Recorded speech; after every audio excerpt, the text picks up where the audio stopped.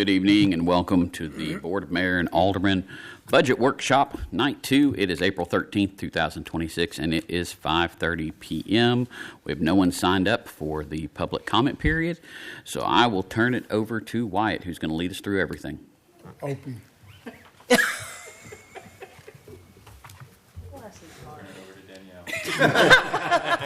I love the delegating. That's awesome. Let me go ahead and get this started, if you don't mind. First of all, I apologize for the delay in starting this workshop. Trying to print things out at the last minute is never the best thing to do, but that's what we ended up with. We'll be talking about the other funds tonight, everything except for general fund.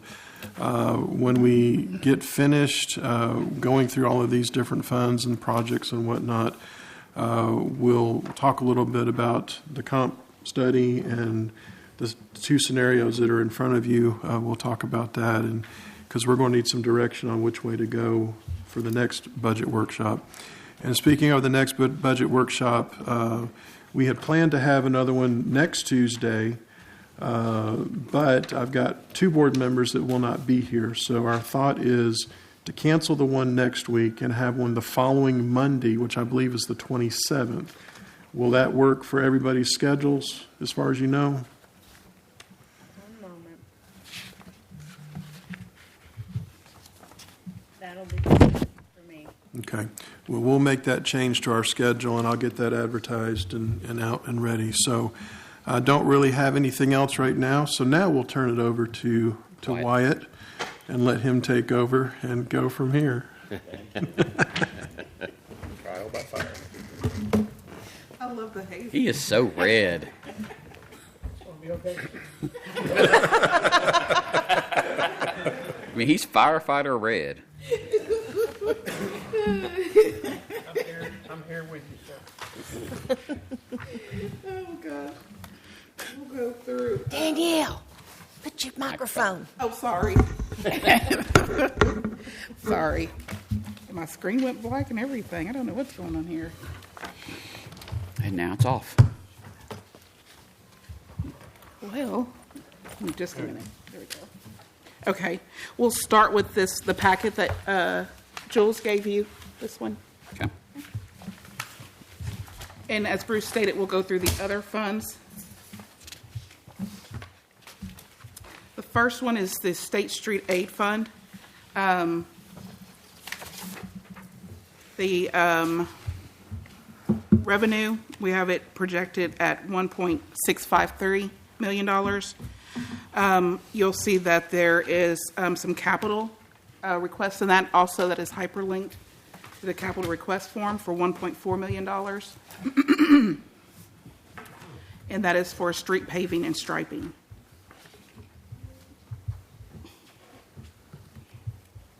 All right, the next fund. Is there any questions on the State Street Aid Fund? Next fund is the Senior Citizens Fund. The Comptroller's Office has a general ledger to make it consistent between cities. So the fund, the Senior Citizen Fund, was $122. The Comptroller's Office, the fund is $130. So we're going to move that over to $130. So when the auditors come in, we pay them to do a crossover. So they're taking our GL and converting it to the Comptrollers. So this will alleviate, hopefully, eventually, that fee that we don't have to pay them to do that crosswalk over to the Comptroller's GL. So that's why it says 122 and 130 up there. So you'll see the revenue is $344,955. The transfer in from the general fund is for 50 forward, and there is a increase for next year, for next fiscal year. You'll see the revenue. The expenditures are $344,955, and you see there's two capital requests in the seniors fund. That is for the replacement of the metal roof on the senior center and the to enclose portion of the shed area for usable space.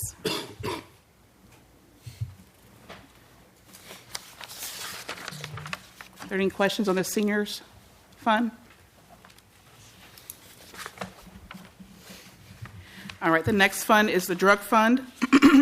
Same thing, it was 123.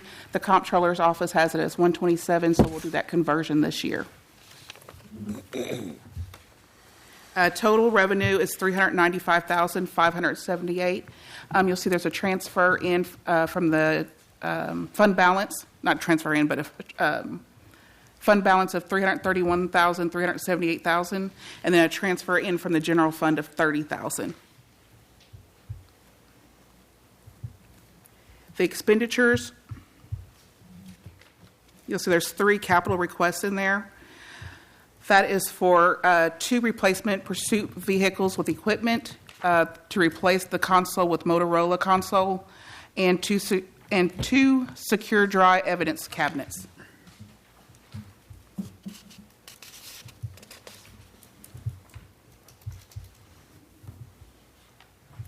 Are there any questions on that fund? The next fund is the Equitable Sharing Fund. Excuse me.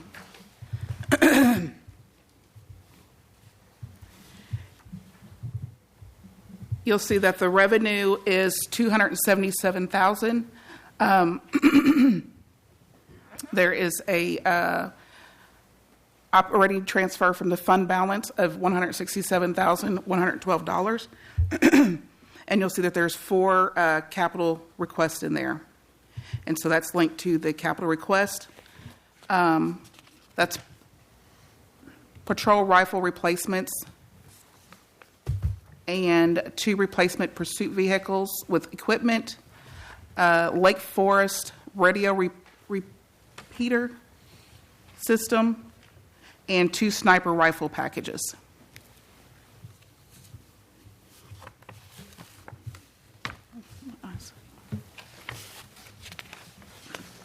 Are there any questions on that fund? Next fund is stormwater.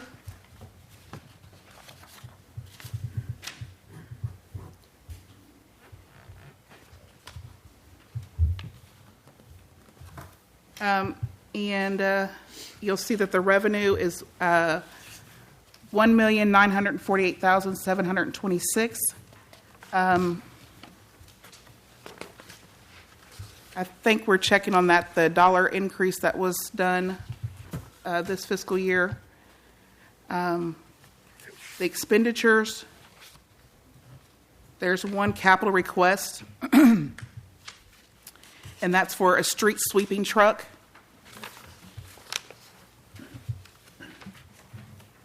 What is the bonus pay? That is when someone has maxed out the pay scale, so they're at the cap, and so that's where you do the one time, and so it just goes to that line. And actually, I think it's being coded to probably salaries, wages, but for budgeting purposes, I put it on this line so you can see it.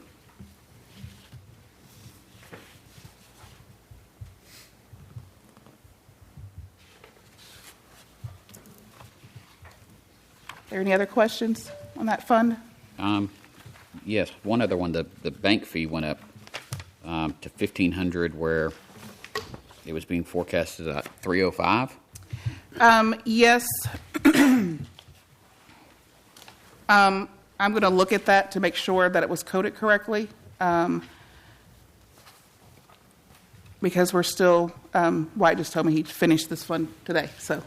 Well, I'll look at those entries and make sure, so that number will change. Yeah, that's a big jump. Mm-hmm. And since we negotiated with the bank about the interest, some of the fees did go down.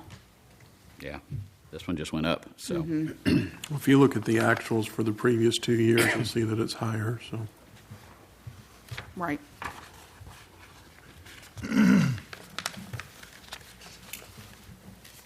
The next fund is the Streets Capital Projects.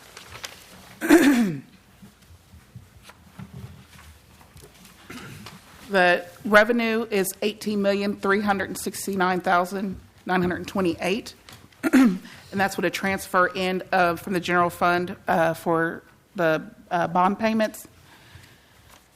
And then I have the bond proceeds also for the projects that are on the capital request under revenue.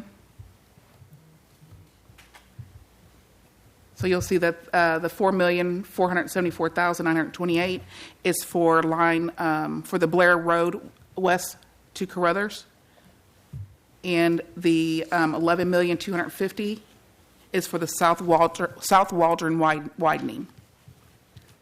So that's just going to wash.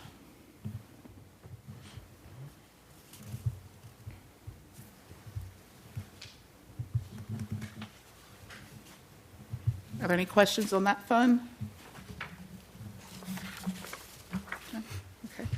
Okay. Next is the park capital projects.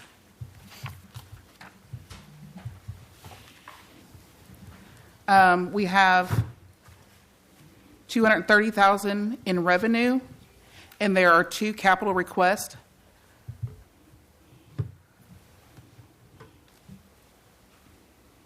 One is for the Brookside Park playground equipment, and the other one is to resurface Mankin Park Trail. And so you'll see that there's a hopefully a surplus of $88,150. We never got no kind of grant for park equipment, did we, Dave? No, sir. We put in for the Blue Cross grant, we didn't get awarded yet, so we're gonna try that again this next year.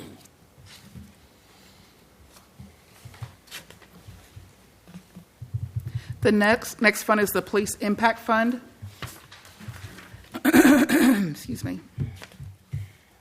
We have revenue budgeted at $153,000, and you'll see that the expenditures is $900 for a surplus of $152,100. There was no capital request at this time.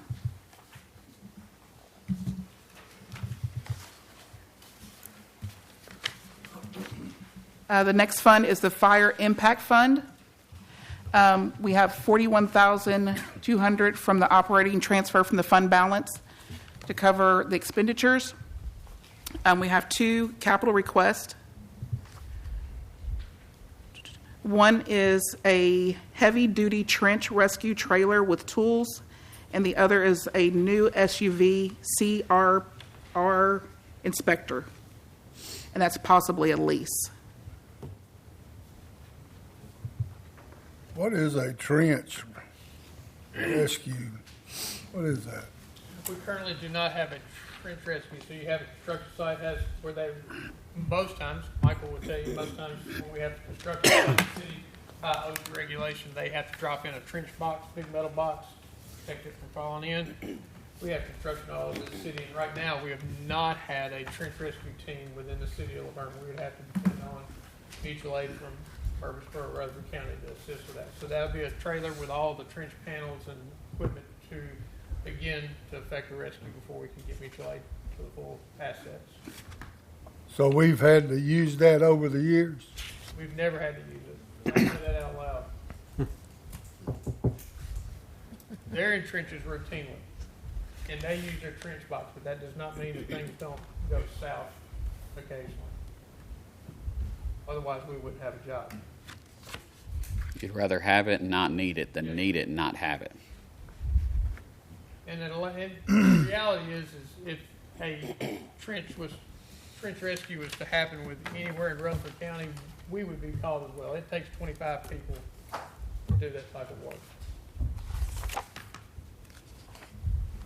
Do y'all train with Murfreesboro or with We have mutual in aid? the last couple of years, yes, ma'am. Does Davidson County have one? Yes, ma'am.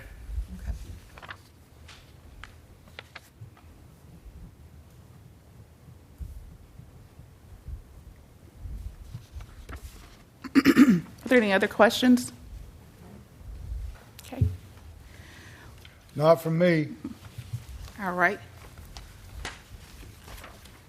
Bruce, you may move on to the 413. Yes. Okay. All right. We'll go through the 413 next.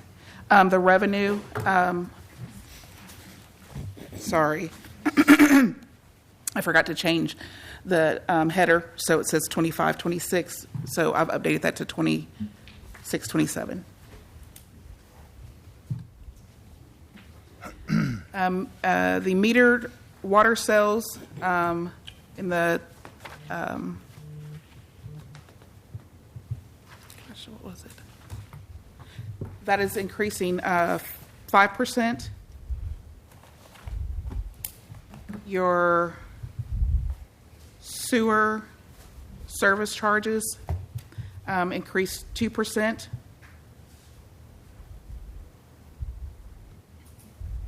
So have the revenues budgeted at $19,660,550. You'll see the interest earnings is projected at when a conservative way, so it's approximately 515,000. I budget at 400,000.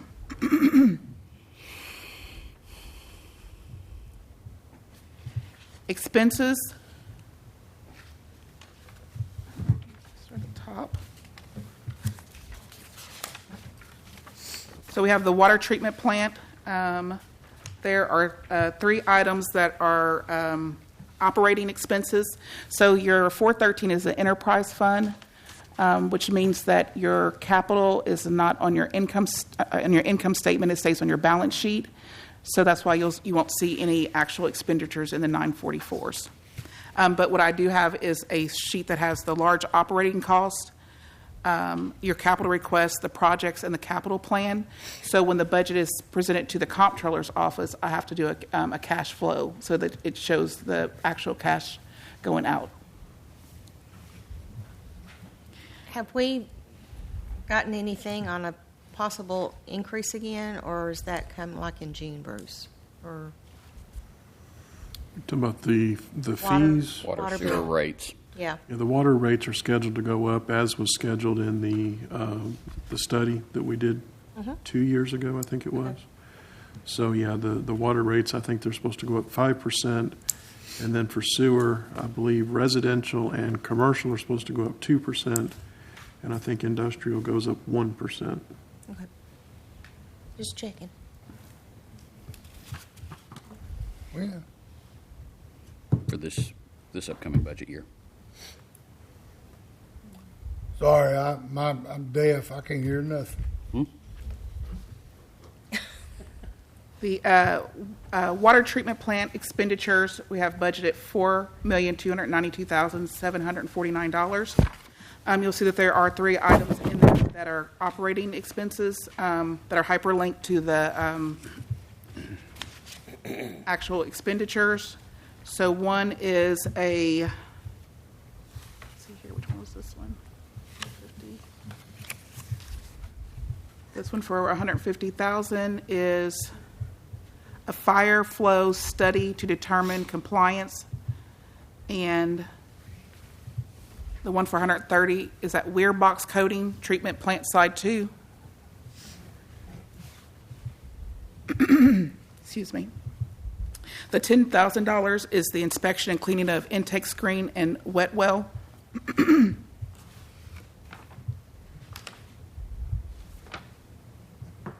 The next department excuse me, is the sewer maintenance expenses, and that's $6,804,643. There's really not much difference than the current year. The sewer did increase $4 million.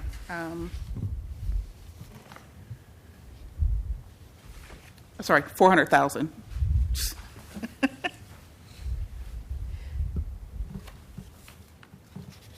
The next department is the water maintenance plant.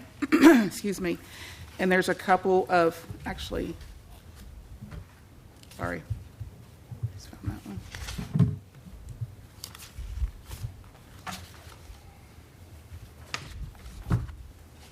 This $535,000 shouldn't be there. That was for this year for water meters. So I'll remove that. There's $11,000 for a lease vehicle. think this is a carryover. The water system supply study. Will that be done? Whatever's left over will be carried over to the 26-27 budget.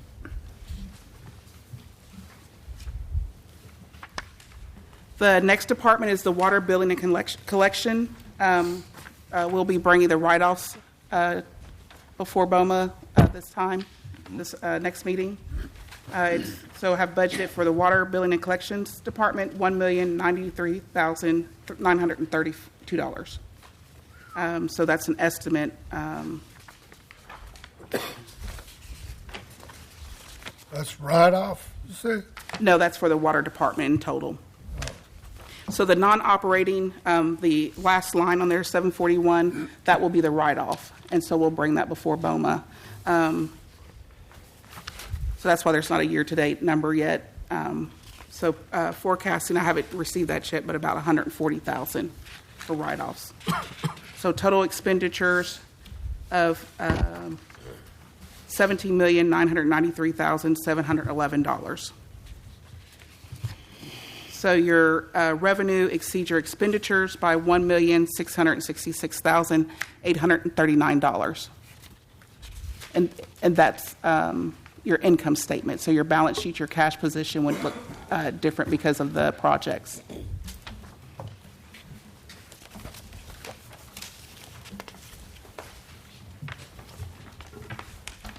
Are there any questions? Couple of questions, Danielle. On 52,316 depreciation, how is that calculated?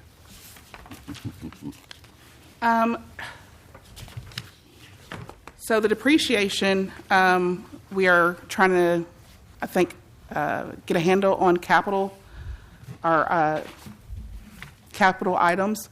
So right now it's an estimate. I try to factor in new capital. So since this is an enterprise fund, you do have depreciation on your balance sheet.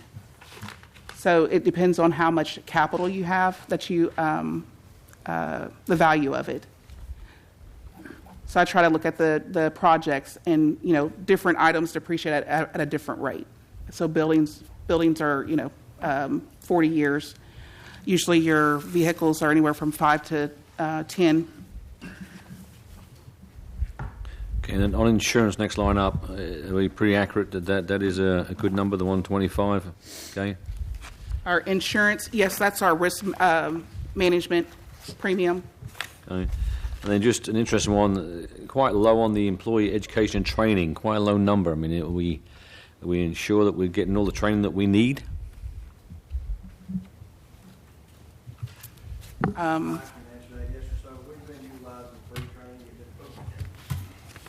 What do you say? So, yes, sir, Mr. Coates.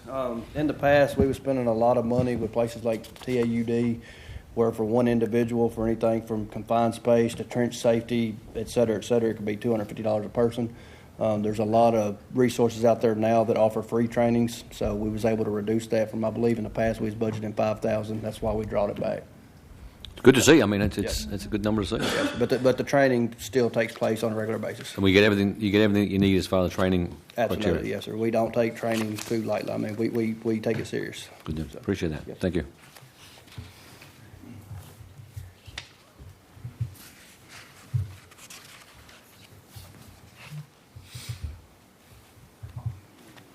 Well, if we only get the police and fire to do the same thing, it'd be great, wouldn't it?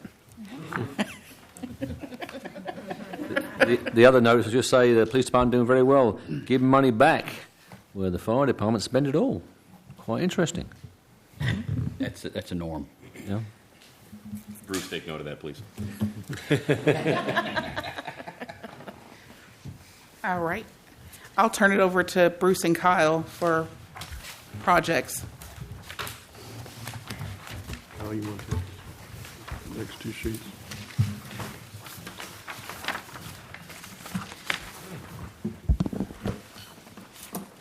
Okay, everybody should have two sheets in front of them. One's 11 by 17 sheet, and one is a 8.5 by 14. We will go over the water sewer first, which is the 11 by 17. The larger sheets got green, blue, and different colors. Essentially what we've got on this sheet is everything's broken down in whether it's the sewer fund, well, it's water sewer fund, but sewer projects or whether they're water projects. If you go closer to the middle of the sheet, you'll see some like a yellow color. Those are projects that we wanted to put on here or that we keep on here just to say that this may or may not need to be done, or it may be something that's completed by a developer. There's some notes and stuff on here, and we've tried to show that whether or not it's a water or if it's a sewer project.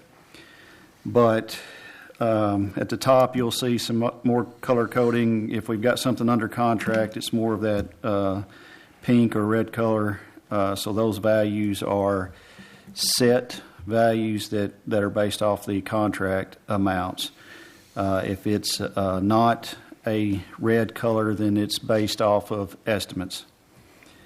So as you can see, we have several projects going on. Waldron Road Assessment Zone is going on. North Clayton Estates Interceptor. Waldron Road Assessment Zone is under construction. The North Clayton Interceptor was being designed. That's one of the projects we asked that we get a different designer to work on that one, just because of the amount of staffing that it's going to require. As you can see, that's going to be a very large project also. The Fergus Road Interceptor Sewer, the design is under contract. We're looking at probably putting it out to bid and hopefully have that awarded by this summer and get construction started. And if anybody wants to know where or any details on what these projects are, I can kind of go over that. And if I don't know, Dietz and Gary can help. The Walnut Ridge Low Pressure Sewer, that is something that we have the design under contract, and the project will be done with the South Waldron Road project. To give a reasoning for that is when we do South Waldron Road widening, there's about 6 properties that we will basically be getting into their field lines, and it will ruin their septic system. So we have to come up with a solution to that, and the solution is going to be a low pressure system. So we have got CTI to design that low pressure system for that subdivision. Now, once that subdivision, or once this project gets done, that subdivision, y'all probably start getting phone calls because they will start getting a minimum bill. But they will have the option to, not while we're doing the project, but on their own in the future, they will have, if their septic starts to fail, they do have an option then of sewer, to where right now they do not. Is that price there, is that included in that 11 million? The 11 million for the road? No.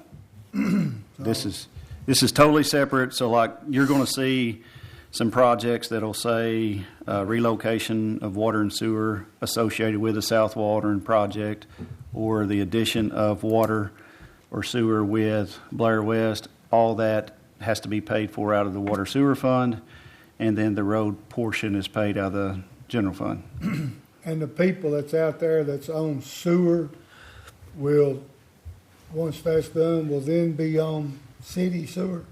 No, right now Walnut Ridge is, I think it's 63, but it's 60-something homes that are all on septic. And when we do the widening project, 6 homes we know will be, we will basically damage their field lines. So when we do that, their septic system is not going to be able to be used anymore, and they will have to connect over to city sewer. So we will basically do this project, and they'll have access to low pressure sewer system. And when we do that, we will do it in the entire subdivision, because we have had, and Gary, I don't know if you know any numbers, but we have had over the years people call in, or Dietz, you may know too, to complain about their septic system because they've either been having issues. I think, Mayor, you've had some calls because whenever we was doing this project and the sewer project in general out there, it was asked that Walnut Ridge be put on sewer. And during the Arbor Ridge discussion, it was we had people asking if there would be connections provided with that. I want to say right in the middle of not Waldron, but Blair, there was going to be a connection. Right. So like I say, what will end up happening is low-pressure sewer will be in the right-of-way or easements throughout Walnut Ridge subdivision. 6 of those homes we will put on that low-pressure system. The rest of the homes will not be on the system. However, because now sewer is within 500 foot of them, they will have to pay a minimum sewer bill. And that's when they'll start calling y'all, because they will not like having to pay a minimum sewer bill and not be connected to it. But that's what's in the code. They will be offered the chance to connect. Is that right? They can get a plumber and they can pay to connect, but we do not connect them. Okay. So it's one of those things that when they start having issues with their septic system, they'll contact us. We tell them, well, you need to get a plumber. They at least then have the option of connecting to city sewer at that point, or they can try to get their septic system in order to continue using it. It's just What kind of, I guess I'm just thinking if I live there, man, that's going to be, what kind of time frame between, will it take it to get back to where it's supposed to be? Or? talking about the 6 affected properties. We will not allow the road to damage their septic system until we have the low pressure in place. They're not going to be without sewer. Okay, so there won't be no break in service. No. No, it's going to be a timing aspect that Gary will have to deal with the contractor, with the design engineer. All I can hear out of this whole conversation is you all going to be getting phone calls. You're going to. That's what I'm saying. And I want to know the proper verbiage. The best verbiage would be to contact engineering. Okay. That makes it easy. Starting January 1st, 2028.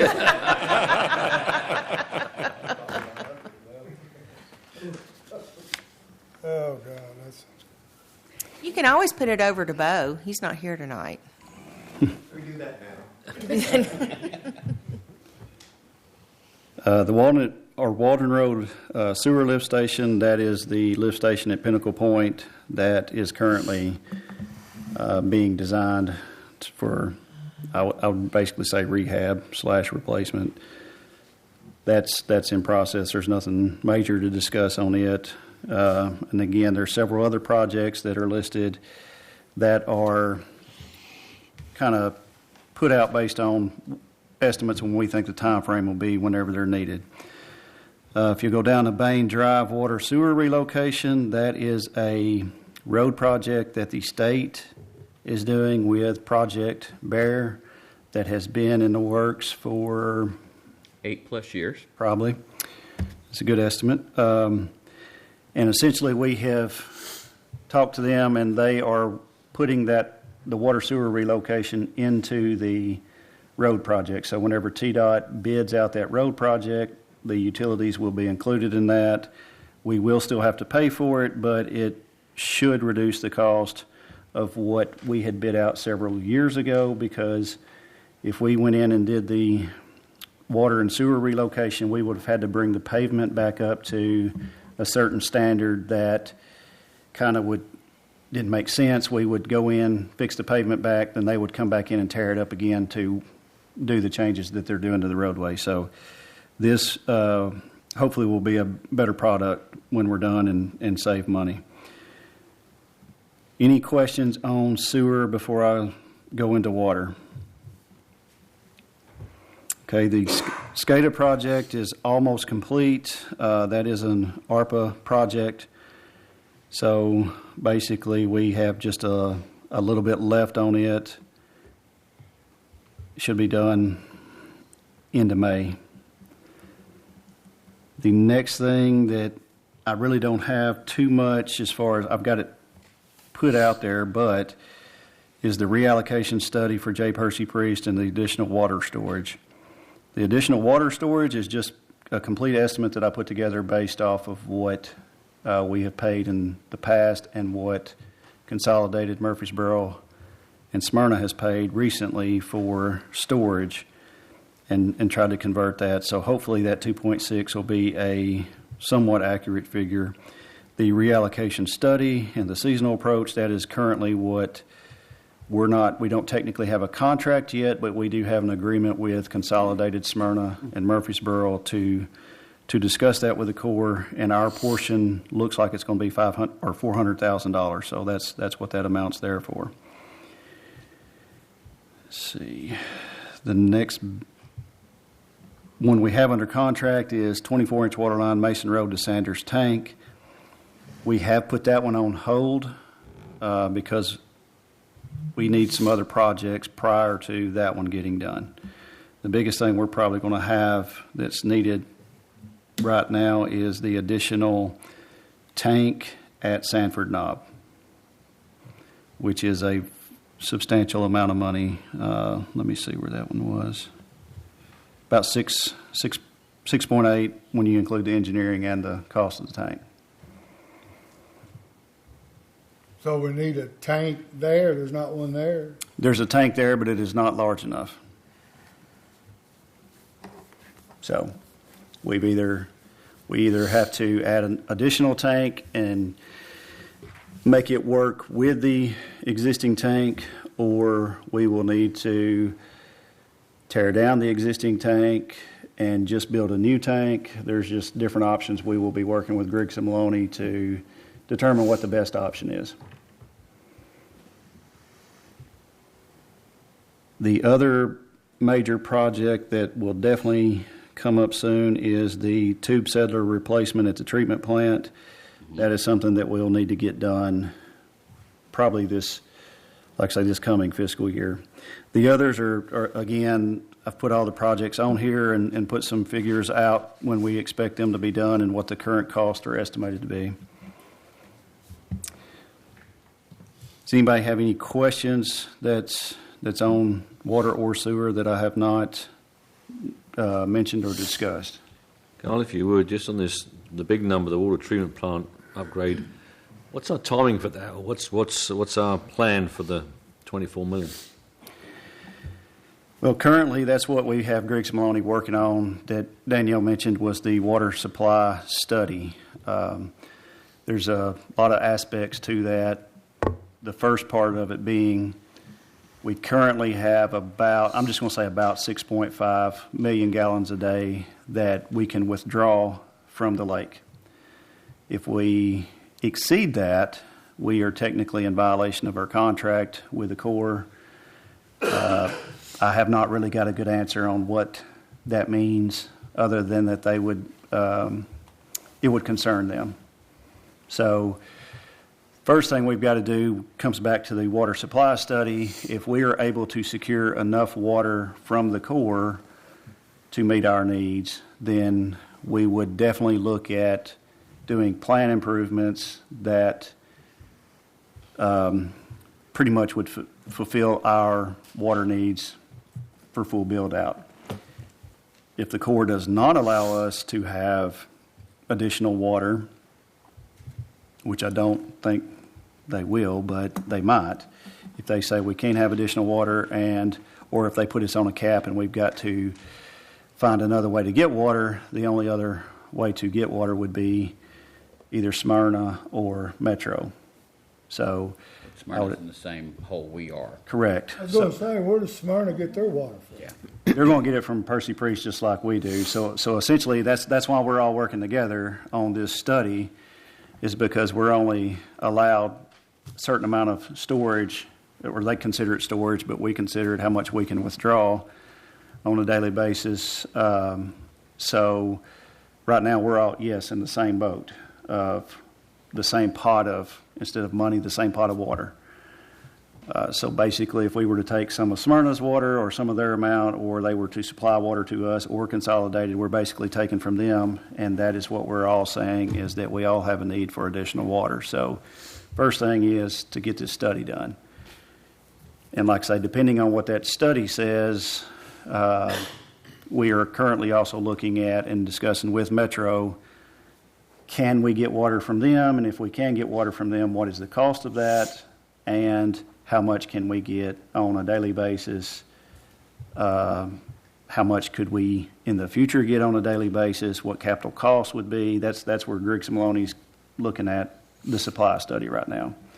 And of course, they'll come back with recommendations of what we need to do.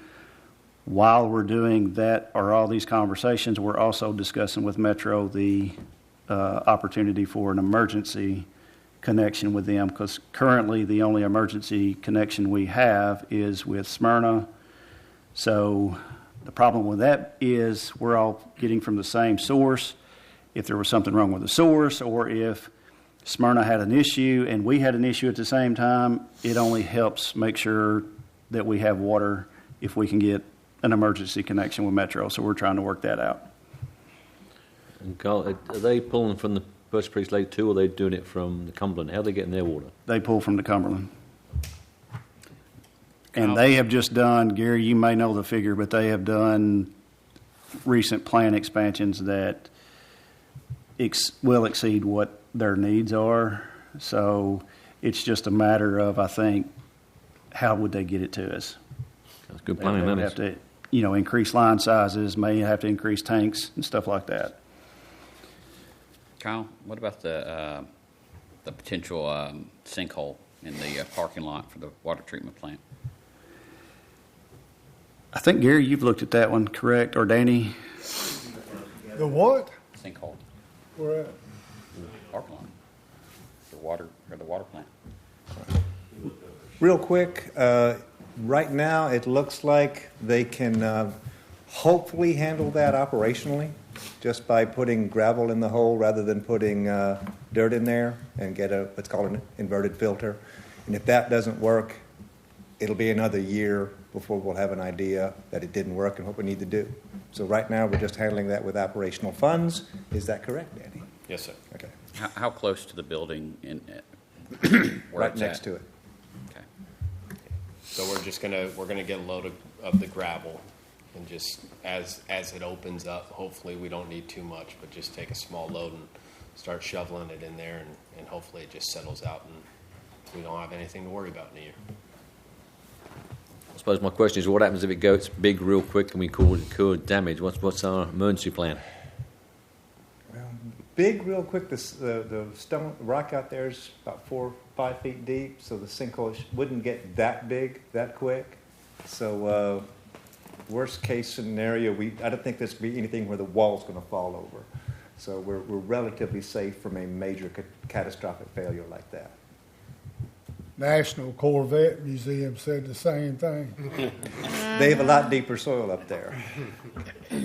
Up in Clarksville and Bowling Green, that area, the soil's 20, 30 foot deep, which means you get house eaters. We don't get the house eaters here.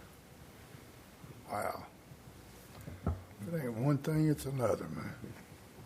Okay.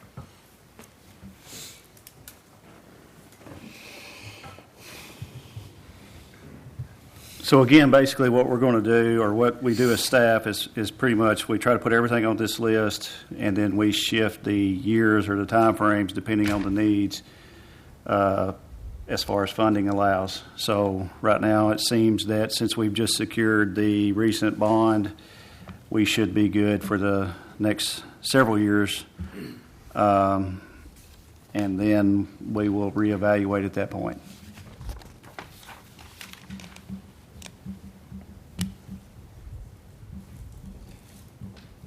Any more questions on water or sewer?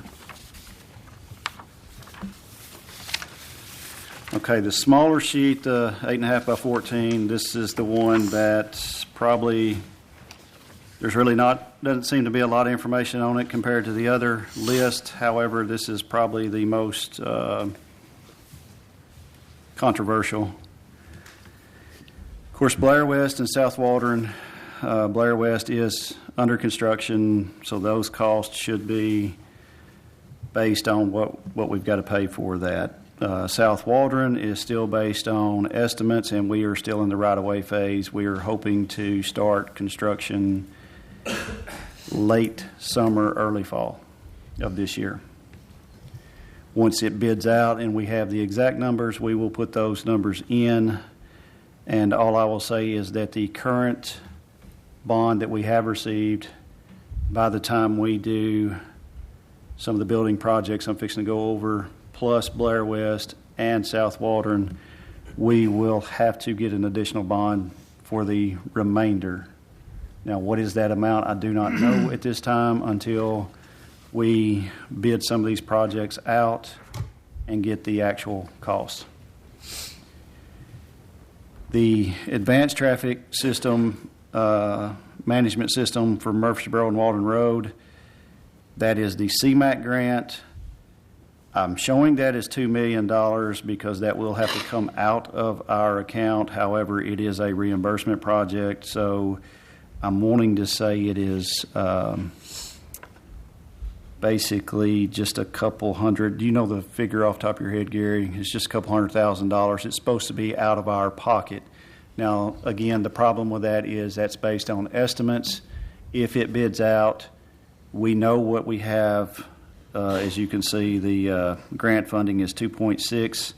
We're at 2.675. If we exceed with the engineering and the construction that number, the city is on the hook for 100% of the cost. But we are putting in a request for additional funding. We just started that process today. Because it's been a few years since these estimates came out and the prices have gone up. The next project is getting into the building projects, Fire Station 43 renovation.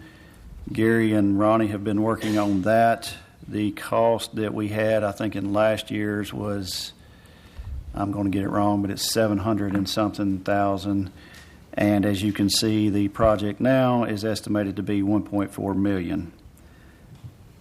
So we have currently got that as a project that we need to complete. So we need to finish up the design and get that completed this next year. Whenever I get done, you're probably going to have a lot of questions for Ronnie as to why that one, why now, and he can explain. There is a lot of reasons for that. Public Works, the second floor build out, we have updated the estimate to $4.5 million. That's not all going to be general fund that would pay that, but we also have not bid it out yet. But there's going to be a lot of outside improvements because to do the building, to have the parking lot, to continue having a parking lot that we can function with, we've got to have room for the contractors to come in and have a parking lot, staging area to actually build this out. So we have a need right now for a larger parking lot. So all of that is on the plans now that we didn't have before. So that's why some of the costs have increased. Some of the other reasons is we have now had and been in that building, and of course when we had the winter storm, we did not have power, and we had a lot of complaints with not having the heating and air on the generator. So we're looking at the cost to include basically everything could be run off the generator, and if it's possible. Currently, right now, we're being told it's possible. It's just a cost. So that's why we've put that in there for right now. And then some other things, and you can blame me. I'll take the blame for it. But the current building, if you've been over there, is not ADA compliant. But we've got to get that fixed also. So if you go to the front door, you don't have a push button to actually get in the doorway. So we have told the architect that we need all those items fixed also. So again, that's just kind of just gives you a reasoning behind the 4.5 from what previously you have seen. City Hall renovation, we did reduce down to 200. I think Chief Mason Bruce can explain that. We had that at, I think it was 1 point something before. However, that was with admin, HR, and different staff remaining here and using some of it for PD. Now that it's going to basically be mostly all used by PD, that is a different project than what we had previously. Fire Station 41, there is a need for a overflow parking lot, and of course we put a pedestrian crossing because we do have property across Old Nashville Highway that could be used for a parking lot. There is no parking or no area that can be used for a parking lot on the side of the street of the existing Station 41, but Ronnie can discuss if you want. But if you've been to Station 41 for a training or anything, you realize that yes, there's not enough parking there. The police expansion is on here. As of right now, I think I had a note to the side. It was, I think it's layout 2 or option 2. Either way, it's not the top option that is the most expensive, but it is close, as you can see, for 40, almost 44 million. Fire Station 44 is another station that Ronnie has, we put on here at his request. Basically, there is a need for an additional station in the, I'm just going to say Twinning Station area, Arbor Ridge area in the future. And right now, this is the cost that we're looking at. And again, we can, as far as the order and time frame, that's something I think we can all discuss in a second after we go through all of them. Public Safety Training Facility, Fire and Police, that's another project that is on here. Fire Station 42 relocation would be needed if and when Station 44 is built. We would also then need to relocate Station 42 to the area, and what has been planned is the area that the current training facility is at. The next several projects are projects that have been mentioned either by board members or like the Safe Room, Safe Space. That is a grant. Basically, I wanted to keep everything on here so we don't forget about anything, but I also don't really have good numbers or good time frame or an exact, hey, yes, we are definitely going to do this at whatever point in time. One thing I did want to mention is the Fergus Road improvements. We had a project that was designed that was for traffic calming. We paid for that design.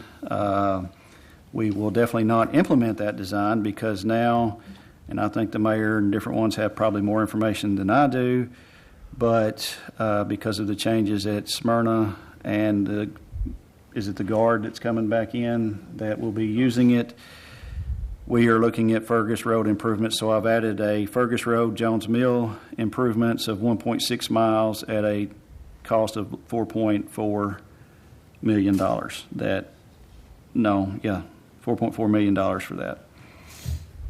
That may or may not be enough. Don't really know what the project needs to be. That's just something that we definitely need to be on the lookout for. Also in the general fund, but it'll be Parks Capital, is finishing up Brookside Park and then whether or not we want to do anything with Hurricane Creek Greenway. If right now I've shown it pushed out, or no, I think I did put in the engineering for 26, 27. I will push that out if no one wants to do that. As of right now, it doesn't look like we have funding to do that if we do the raises and things like that. So that's just something to keep in mind is what do we want to do on the Greenway extension if we do anything at all. And then the bottom one is just stormwater. They still owe money to the Public Works building for their portion of it. However, as we all know, we have been in several contracts and with the existing stormwater building. So if it sells, then basically they'll use that money to pay off what they owe. So I guess mainly it is, what questions do you have and which department head do you want to hear from as far as why some of these buildings are needed, when they are needed, and how large they need to be and things like that? Let me just jump in this for the board.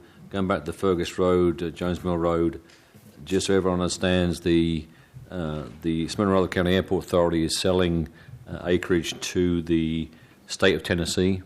The state of Tennessee has funded that project to buy the property from the Airport Authority. They in turn are going to lease it to the military. The military is going to put in there the Guard, Air Force, and Army, and some Raptor people in there as well. They're going to spend $400 million on building a new facility there. The issue that we will have is presently, if you go around to the maintenance area for the hangars, you can drive through the base. That will stop. Once we sell the property to them, civilians will not be allowed through the military base. Therefore, all the traffic is going to have to come out on Jones Mill Road to Fergus Road to Walden Road. We plan to close on the property this year, so it's not going to jump into work straight away, but just be forewarned, there's going to be a lot of traffic coming down Jonesville Road to Fergus and out onto Walden Road, including tractor trailers. So be forewarned. Does that mean they will front some of the money to do all of that? That is in discussion. There is some working on. I began working on that, yes. But as far as numbers, I've not worked out yes, but it's going to happen. So we just got to plan for it. We just got to get it into our budget and start planning for it, because it's not if, it's when. And you're going to have if we have the same roads we have now, you're going to have a whole bunch of citizens calling, complaining about the traffic and the speeds of tractor trailers and cars coming down there. The good news is, hopefully on the way home, some of these military people will stop at our Walmart and spend some money at Walmart and get some sales tax back. We just want to be everyone aware that it's going to happen. Well, I mean, it'll be bittersweet, I guess, more traffic, but if they'll front some of the money. Kyle, you said that the South Walden Road was supposed due to start late summer, early fall. Is that what you said? Yes, we are going to try to bid it out a month and a half, 2 months. We'll advertise. 2 months to advertise. Yeah. Mm-hmm. So, I guess I'm putting the buggy before the horse here. You don't have any idea, and I guess I'd just like to know how that will go and where they'll start and do phase 1, 2. Will they? Surely they won't just start somewhere. So Blair and Waldron will be basically phase 1, and that will go 5 lanes till just past the school, the curve in the school. Then it'll go to 3 lanes. Yeah, that's phase 1. I get that, but where will they Start. That's phase 1. That's the first phase. Is So they'll start at Blair yes. and go to. They're going to go out to Rock Springs. They're going to go. So phase 1 is Blair out to Rock Springs, and it'll include realignment and regrading a lot on Lake Road. So Lake Road is going to be a disaster, just so everybody knows. Kara. Phone calls. Not that you or I will hear much of this at all. Yes. So Gary will still be here. We can. He will get phase 1, hopefully. Yes, sir. No, I was just curious, so That will be phase 1. Phase 2 is from, let's just use Mission Hills as a divider. So Mission Hills, roughly where that entrance is to the interstate will be phase 2. Phase 3 is Mission Hills entrance to where phase 1 stopped, right there close to Blair. What's the logistics for doing it that way? You need a detour for phase 3 for sure, and then also we got to get the sewer done for phase 3 because that's the Walnut Ridge, and so we need to get some sewer done. So that's why that becomes phase 3. We don't want to have the whole project under construction at the same exact time. Now, we will allow the contractor, and that's something we've still got to meet and determine what the contractor can do at different locations up and down the project, because we do not want to put too many restrictions on them and cause the bid to be twice as high as it needs to be. So the more restrictions you put on it, the more times they've got to mobilize and demobilize and all that kind of stuff, the higher the cost. So a lot of it is based on timing of when we have either detours set up or what makes sense logistically is to get this project done. And then how does that chime in with the Blair West to Carruthers? Blair West to Carruthers, we are hoping to be done by, and I'm going to get it wrong, but I think it's the end of next year. So if it's completed, then when we definitely get to phase 3, you will have a detour around where the road would be, or the potential that the road could be shut down except for the local traffic, which would make the cost be less, because if you do not shut the road down to local traffic, then you've got to have temporary laneage and plans and asphalt that you put down and tear right back out. So there's a lot to think about cost-wise. I'll just go ahead and say it. From a convenience standpoint, that side of town is going to be very upset for the next 3.5 years. There's no way to make everybody happy. It's just not going to happen. I know most everybody out of my neighborhood turns right out of our subdivision. So I don't know how much of a problem that'll pose. Anybody got a couch I can sleep on for the next 3 years? Has all the property out through there been acquired? All that's a done deal? It has not been acquired, all of it, but Just approved some of it like a week ago. So it should be in the process. You've got one more resolution coming. Okay, so we've got about 50 remaining tracks. So like there was 100 and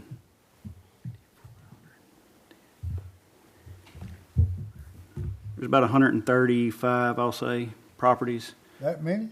So we have 22 that's still going through condemnation. 5 of them have, which I've got to update that because I know there's more than 5 that has possession granted at this point.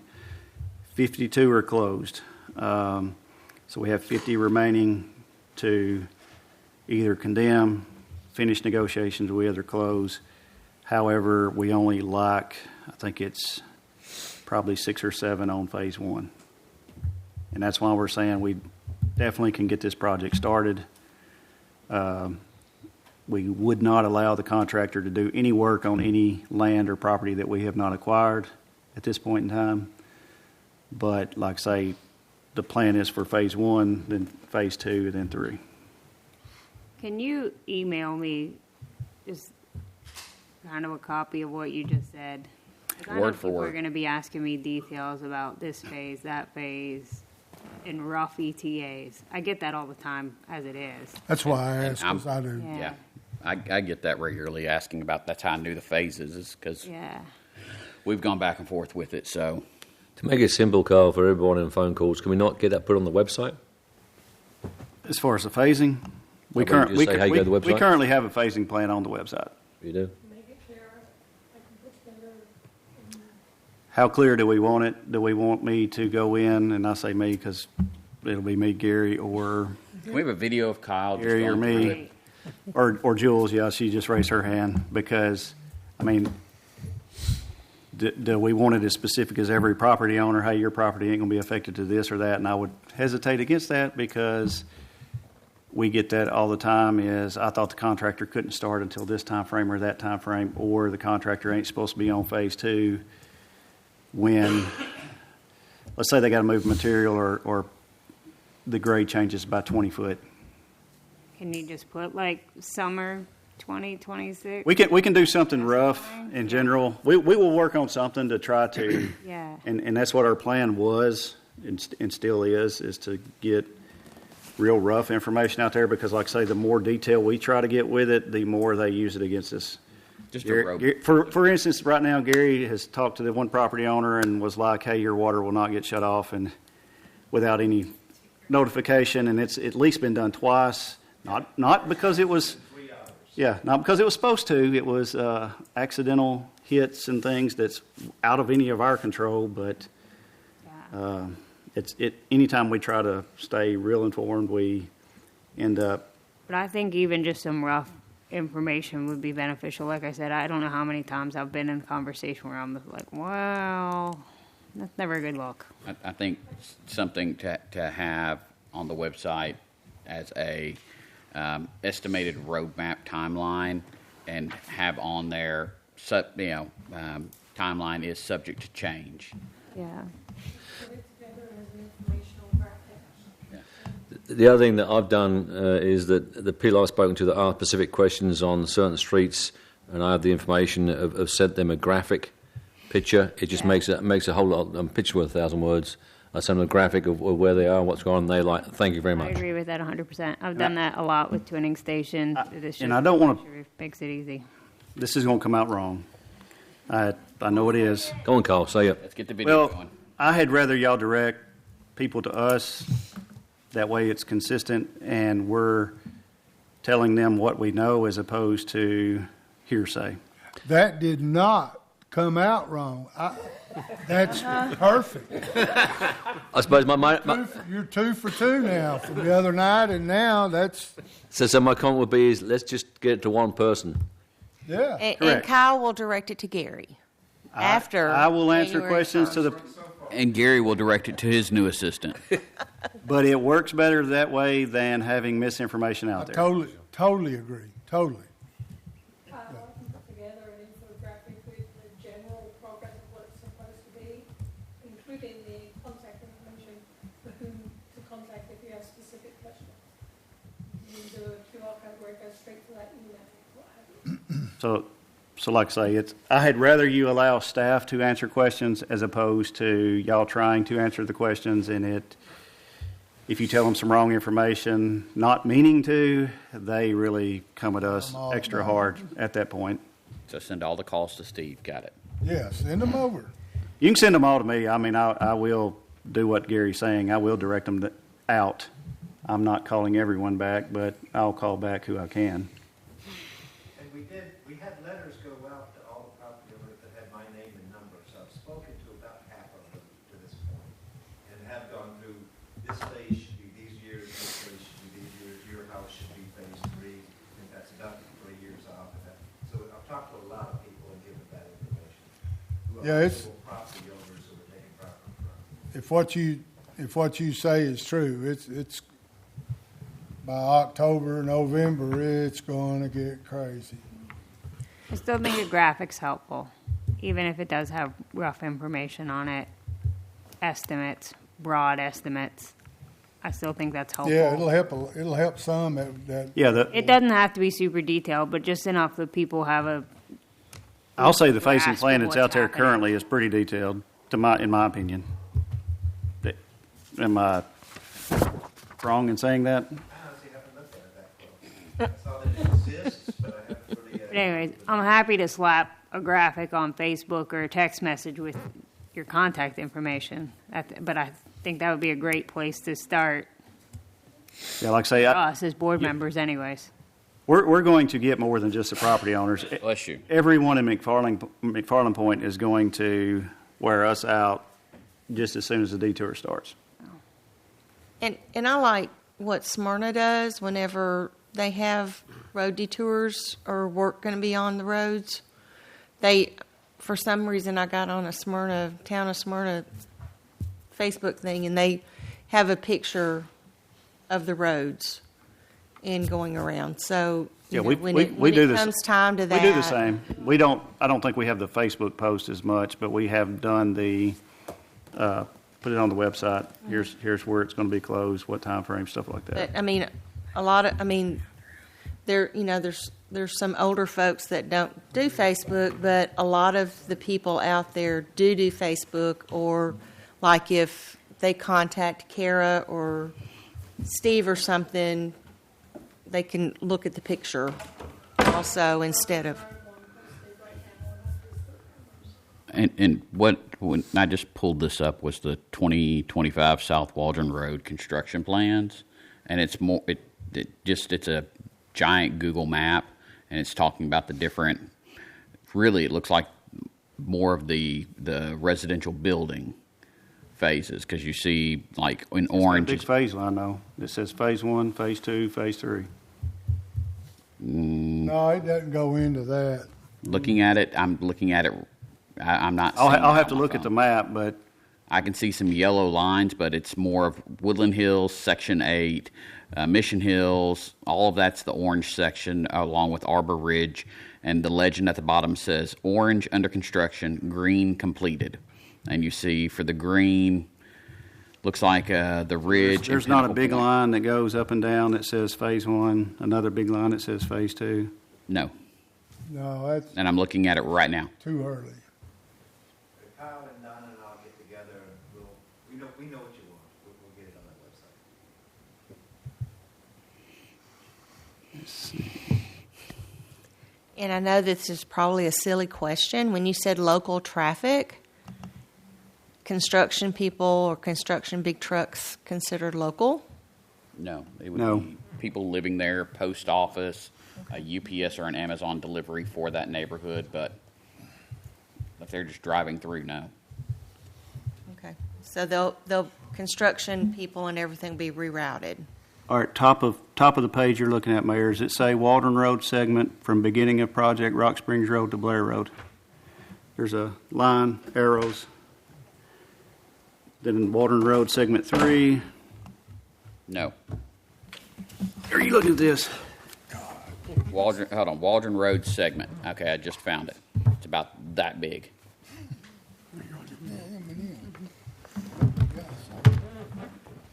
Is that what we're looking at? Same thing? Yeah. Yeah, and I'm seeing this with our legend, not anything that stands out about what phase is what. I can pay someone. Named Donna? No, I can pay someone probably. Oh, I can ask Donna how much. If not, I may, for an interactive map that people can click on to show them things that.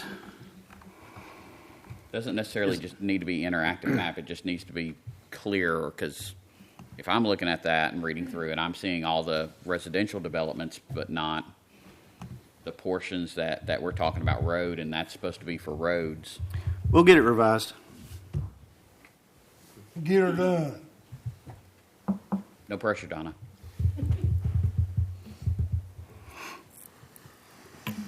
I do have a question about Station 44. I'm going to take it that price of $7.5 million essentially does not include any new equipment or personnel that will be needed to man and operate out of that station. Is that right? That is correct. And you're going to definitely want that to... Yes, sir. Currently, and that's part of the significant challenges is trying to hire enough people in those timelines. As we did last time when we added that truck company, we tried to phase them into a 3-year project. So we would try to hire those roughly 18 to 20 people in that time period. You just lean back. And the truck delivery time, depending on how things change, is anywhere between 3 and 5 years from the time of delivery for after ordering. So that's why we list those things so far out, why you might see 10 years worth of capital improvement projects from the fire department. It's just we have a fairly strong hold of what it takes to get those things here, and the personnel and the equipment. Mayor, the estimated cost for everything related to Station 44, that's personnel, equipment, everything, is around $12.1 million. Ronnie. What was the number, sir? It's around $12.1 million. Yes. And that's today's cost. Correct. I was going to say, that's at today's price. And I would be negligent to tell you that I don't. I feel like if we build a neighborhood and we put people that live in those neighborhoods and businesses and drive those roads, that we should have a fire station there when they move in. Maybe not the first neighbor that moves in, but I don't feel like we should have a fire station or a full neighborhood. Tom, how many people? New people? Yes, sir. You're talking 11,000 homes at 3.08, so probably about 33,000 or more. That's in the city of Laverne. Well, in the city of Laverne, it's probably 7,400 homes, roughly. How many people is that? So we're probably talking 20,000. You are adding half of the size of the city to that size of the neighborhood without a fire station there. And just, I got it pulled up now. Our response time for the final piece of fire equipment to show up is supposed to be 12 minutes. Our final piece of fire equipment will be coming from Fire Station 43. That means they're going to have to go to Sam Ridley all the way back around to get to that neighborhood. That's going to be twice the 12-minute response time. I think we all agree and see the urgency for that. have they pinpointed the location of where that, We have the site. the property they're gonna give us or donate or? And Yes. you want to talk about the site that we've been offered? Yeah, they agreed to give us a site. It's the site that is, I don't know who's been out to the end of Dobson Knob Trail currently or not, but if you've been to the end of Dobson Knob Trail, you can see where the future roadway has been cut in. So it's going to be, if you're standing on Dobson Knob Trail looking at where the future roadway is cut in to connect to Blair, it's that right to the right side, that corner lot. There is a stream, and it's designated as a stream, right in the middle of the property. So it's like 2.5 acres, I think, but there's a stream in the middle. So there's a couple ways to handle that in the future. You can work on permitting to try to basically cover the stream if TDOT will, or not TDOT, but TDEC, if they will allow. If they do, it's definitely going to cost you mitigation somewhere else. If at any point in the future we determine that based on all of the development out there that it's not a stream anymore, that might be something that we look at also. As of right now, I can just tell you that there is a stream right in the middle, and the size station that he is wanting to put out there, it will not fit on the either side of that stream. We would... That fire station would also include, if we could do everything that we would need, in my opinion. And the mayor and I have had conversations with Rutherford County EMS. It would house an ambulance that belonged to Rutherford County. We would need bays for 2 pieces of fire equipment to run from there. And frankly, we need another bay because whatever we buy, the more fire trucks we add, the more reserves we have to have. So we have to have a place to house a reserve piece of fire equipment. And so we would, in my opinion, would need to be a 4-bay fire station at the minimum to house at least that front line pieces of equipment and 1 reserve bay. We would hope the mayor would probably agree that Rutherford County would support some capacity and funding for. They've already said they would. But I don't know what the funding piece would be, part of the money for construction, or is it they pay part of the utility bills? I'm not privy to understand what they'd be willing to supply funds for, but that would be a huge piece. Right now, I would estimate that we would increase our run volume by around 1,000 runs. With knowing the number of personnel, the people based on the occupancy type homes, single family homes, 55-year and up, apartments, commercial buildings are negligent on his response times. But I'm estimating between 800 and 1,200 runs annually added to our response.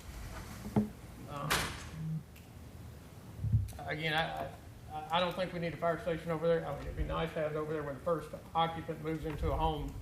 I'm realistic in that, but I don't feel like we should put 22,000 people in a section of the city and have that on its own island by itself. That's going to affect, number one, and look, ladies and gentlemen, I'm not going to tell you the building's going to burn and the baby's going to die. I'm not threatening. I'm just telling you is they don't have the same service that the people of Fergus Road have. The people who live over here or on Stones River. And response times, they don't have the same, would not have the same coverage. Potentially, it can have an effect on our ISO rating because we would not be able to meet those response times theoretically. It's not just we can build a station when it's whose turn it is or when we have the funds. If you can't put in the facilities and infrastructure, it's the fire chief's opinion that you shouldn't be building a neighborhood. So 2 questions. You sounded like you wasn't real fond of that site for the fire station. Well, no, I mean, it's got a stream in it, so like I say, there's a cost to deal with that stream. So it's definitely not, it might be free property, but it's, that's the good thing. I mean, we've got a lot for it, and since we didn't have to pay for the property, then the cost of what we have to do to mitigate that stream would, it's offset by that. So, it's just definitely the condition it is in currently. It is not the best location to put a fire hall. And my second question is, obviously, once all this starts, it's going to be, as you said, a mess out there. How is a fire truck going to get from Station 42 to Alderwoman Hobbs's house? That's Gary's. That's where you'll call Gary and ask him questions. Good answer. And my understanding is by the time that neighborhood's built, am I wrong to say that that road will be widened by then? Is that correct, Gary? That neighborhood's under construction now. I mean, as far That's why we faced it, was to allow emergency vehicles to be able to get in. Yes, sir. There's going to be difficulties. If you, Where a road is done, then we have a way around most of the worst of the construction. And then as the two, it all goes to phase 3, the one in the middle, or Walnut Ridge's driveways are all out on Walton Road. Is our headache. That's why it's phase 3. So it's phased to do the very best possible to keep emergency access and traffic running as smoothly as possible in a heavy construction. the response time, in my estimation, y'all are gonna think I'm crazy when I tell you this, but a fire truck averages 35 miles an hour in a response. It obviously will drive faster than that, but you gotta also, you drove a big truck, you gotta get it up to speed, and then you gotta slow it down. And that's a 23+ minute response on a decent afternoon's traffic. At 4 o'clock on a Thursday afternoon, don't even crank that fire truck up, because it's never gonna make it there. I just think the new fire station we know is going to have to happen, but I think we need to be realistic during the construction part of the response times and stuff, and hopefully nothing will happen. But well, fire chief split his. I want everyone to understand that what the fire chief, and it should be any fire chief, it could be Ronnie, it could be whoever's behind me, should be able to tell you the same thing, that you are lengthening the response times if we don't put something for public safety, fire and EMS in that area of the city. When you have, I don't know how long it's going to take to complete that build out of that area, but if you have 10 or 12,000 people living there and you don't have adequate fire protection, adequate EMS response times, we already have been cut to 1 ambulance in Rutherford County right now because they don't have a place to house the second ambulance and staff them. I just have to tell you what I have to say as a fire chief. I think we are drastically reducing public safety. There has been some conversations because one of the pieces of property that's over there that's not part of Twinnings right now is being discussed for changing ownership. There has been some discussions about acquiring some additional land because of the issues with that stream. But that's not all taken place yet as far as that property changing hands, so it's a wait and see.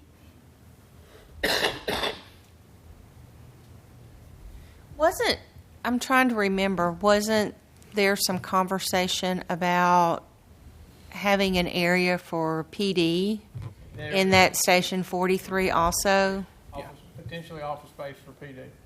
Okay, I thought And that's cubicles and, a place where somebody said they don't have to drive all the way over town. They go to the restroom over there. I'm looking out for you, Chief. That would just be a substation, and I don't want to get into a debate about what should be built first or second, or where whose turn it is or anything like that. And I wasn't going to say anything, but we're operating on infrastructure from the 1980s. The police department is a huge public safety entity here in Laverne, and in any community, the police department is. And if we want to look at, call volumes and call for service, the police department responds to far more incidents every year than the fire department ever does. And that's just a fact. I'm not discounting, what the fire department does. I'm just, I couldn't sit here silent and listen to him advocate for his department and be silent for mine. So And I'm not in competition with these guys. Yeah, They no. need horribly something. But we need, Whatever is in the plans, though, to be in conjunction with the fire department is simply just a minor substation. It wouldn't be anything that's going to be able to affect our capabilities to actually, conduct modern-day policing and actually have facilities that will incorporate best-known practices and, everything that we need to investigate crime, to hold people accountable, and to keep our community safe. I just happened to remember that there was some type of combination that was going to be included whenever that was built. Okay, thanks.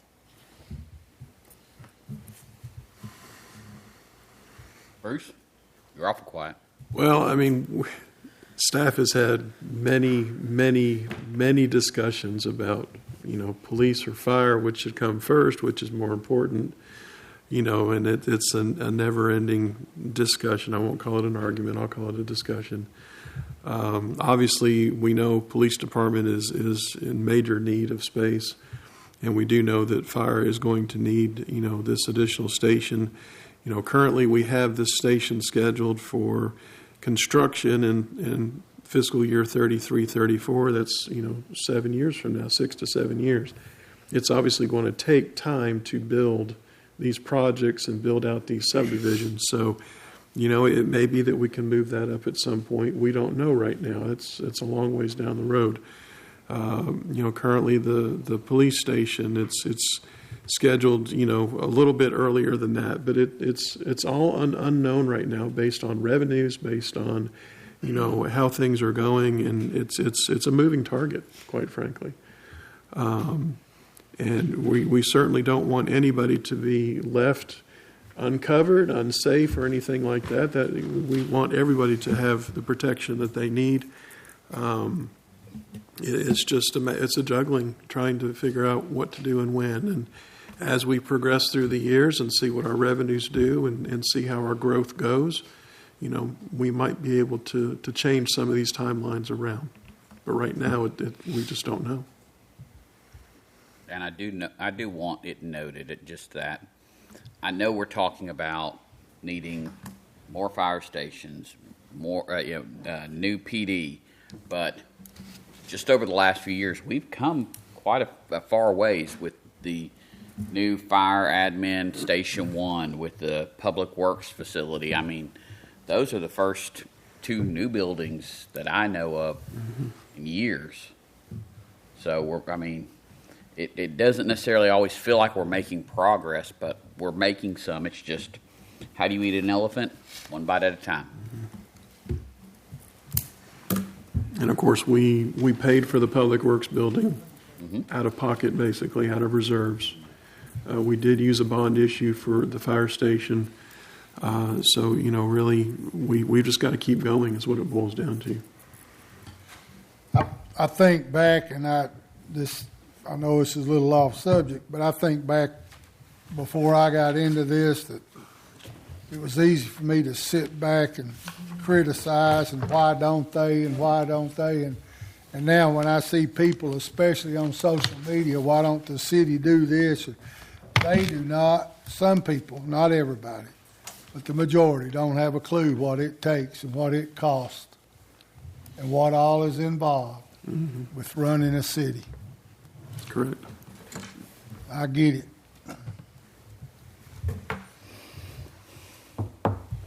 Next. So moving on to Andrew's sheet. I would like, before we move on, Gary, on the Greenway, we had someone reach out from TWRA, right, asking us if we wanted to move forward. Right. We keep saying yes. Yeah, we keep telling them we're wanting to move forward with extending the Greenway from currently the roundabout on out to Hurricane Creek boat ramp. So the question is, do we want to have that $340,000 in for funding to move forward with that project? Because what we do, or what we need to get to be able to move forward, would be we've got to have full design plans at the requirement of the Corps and TWRA to be able to, mainly the Corps, to be able to get the easement secured. Once we get the easement secured, then of course we will have to come up with the funding to do the construction. But to be able to even secure the easement in the first place, we need full design plans. So, What's the cost of the engineer design plans? right now, we've got in about $340 more $1,000. So, my question is, do we want to fund that, or do we want to push that? I'll gladly push it. I just need to know what y'all want to do.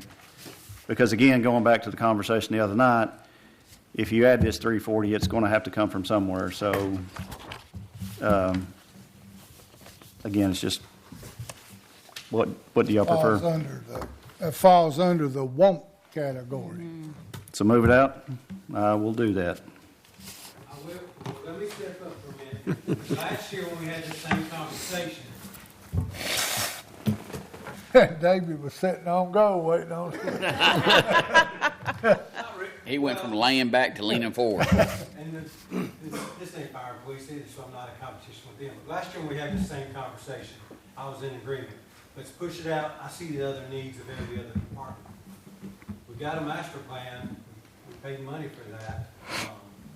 TWRA and the Corps is willing to work with us at this point.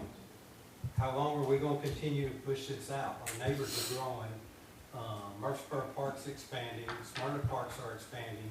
We're sitting on Brookside. We're going into year 5 or 6 with it. We do have a spot there at the roundabout that maybe we could put a playground if we get the Blue Cross grant. But at what point? At some point, we're going to have to move forward.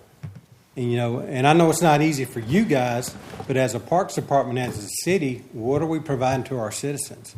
They've got to have a good, safe place to do, and this has been in the works forever. This has been talked about ever since I've been here. Does it seem like a lot of money? It is a lot of money, but in the big scheme of things, is it really that much to give back to our citizens? This definitely crossed my mind when we were talking about the employee increase, right? Because the city sees us that we're giving our employees a substantial increase, and they're kind of looking, thinking like, well, what do we get? What do we get? And I know we're expanding Waldron Road, but that's not in an average Joe mindset. That's not what they see, right? That's not what they see as far as, like Steve says, people don't understand, well, this budget that we're doing, we're going, the department heads, and I mean, they just don't understand big picture. They want to know, well, what am I getting out of this? Well, what am I getting out of this? And I honestly think it would be a nice way to show the community that we are providing some type of, I don't want to say an extra, but amenity to our community. I know we were in a tight spot last year. That's why everybody in here, even in our internal budgets, were like, we can push that. We can push that. But if we push it again this year, then it's going to get too easy to push it again the following year. And then before you know it, it's going to drop off the books. And then we're going to be sitting here with Veterans Park, hopefully Brookside. We've got Macon Park and Lake Forest. You've got 40-some-odd thousand citizens in Laverne. Now you're going to put 20,000 more in here within the next 5 years. We got to grow our park system. We're landlocked as it is. So my opinion, we need to take advantage of what we got. This is an opportunity that there's been changes at the Corps. There's been changes at TWRA. They're all ready to work with us. Strike while the iron's hot. We keep putting it off, then we're going to be back to square one, and we're going to be scrambling to get the help we need. David makes a compelling argument, I have to say. My question is, why does it cost so dang much to just get a plan? A plan. You're paying for education to design it. Well, let me do it. All right, Steve's going to do it. I'd just like to jump in. When the Parks and Rec first started 25 years ago, this was discussed, of having a walkway from the boat ramp, all the way into the city of Laverne. And it's been 20, 25 years, and it is next to the largest subdivision in Tennessee. And the plans have been scaled back a little bit from what they first started. So we're talking about extending the trail, parking area at the head of Hurricane Creek boat ramp, not down at the boat ramp, but it was you turn in there. I don't think there's any bathrooms in the plans. I think we took them out because we didn't want to open that up to everybody that utilizes that boat ramp. Well, we were going to leave in more in the submittal to the Corps because that way we could, if we so choose, we can do some of these items like a fishing pier and stuff like that. However, that doesn't mean we have to build those additional items. We would have to build the greenway. Yeah, I think our understanding was if we put it in the plans on the front end and we don't do it, as long as they've approved the plans on the front end, 5 years down the road, they don't have to approve them again. We can just go in there and do it. Right. Yeah, and I didn't mean to jump up here, but at some point, I'm driving down Veterans in Murfreesboro, and their park's under construction. You got Morton Lane there within the last 3 years in Smyrna. I think they're in the process of doing something else there also. No, I think you make a very good point. Like Graham said, it's been talked about. Well, I've been here 32 years. I know it's been talked about for a long time. Yeah. And that's unfortunate for you guys because you're looking at this budget thinking what has to be cut to get to that point. I don't know. I just think we've got to move forward with it at some point. If not this year, definitely next year. But if we put it off this year, it's just too easy to say, yeah, let's do it next year. If we do the money for the planning and engineering and all that, then the rest of it's pretty much locked in. I would say so. I say if you commit to doing the design plans, then you need to commit to the other, was it $2 million? The other $2 million. But that's $1 million over each year. So that's that can be done over different years, though. This year is just Yes, we can. This year would basically be to get the engineering monies, to be able to get the design, to be able to get the easement. If we have the design, that following year we can basically not bid it out right off the get-go, but wait. That way it kind of splits budget years. We can kind of figure out a time frame to do that because it's not going to be I don't think it'll be a 3-month project or anything. It's probably going to be a 9 months to a year probably. Not knowing the full design, it's really just an estimate, but. I think you proved your case there, Mr. Tater. Thank you, sir. Another thing to consider is, these are one-time costs. These are not something that you keep paying year after year after year. So, in theory, you could take this out of fund balance if you wanted to. We do have a healthy fund balance in general fund right now. If you're taking $350,000 out of general fund, you could be able to do that. Greenway. But there again, that's a decision for the board to make. I'm back for it. It's not always the best thing to do, but it is possible.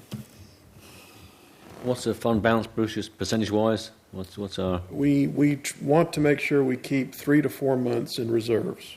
That's the minimum. And right now, we're over a year that we have in reserves. So we have a good emergency fund at the present time? Yes. Just something to think about. Yeah. You can't do that for comp studies, but Sure. You can do that for one-time projects. We can't do it for the other $200 million, right? No, we don't have quite that much. So we're back to keeping it in this year. Keep it in this year, I think, is what All right. we decided. Now that, if we do that and and all of that's done, is that greenway can't be done out in-house, can it? I don't think so. It's actually could be much more complicated than you would think because of the requirements of the coalition just putting on. We have to balance storage, and the grading's got to be just so. It's going to be from a grading standpoint, pretty difficult. And one thing I want to kind of disagree with David, but in long-term agreeing with him, engineering plans age like mayonnaise on a summer day. You don't want to, if you're going to pay for the engineering plans next year, you want to commit to starting the construction the following year. It's not something you can put on a shelf because 5 years later, you take it down, you got to redo it all over again. So we're committing to starting the construction one fiscal year away if we commit to these funds, in my opinion. And the other point, Steve, is that when we did the near Schreiberman extension off the roundabout, they found some endangered flowers, and it was 1 or 2 years before we got the road approval because of it. Mm-hmm. So you don't know what you're going to find down there, and you're going against water.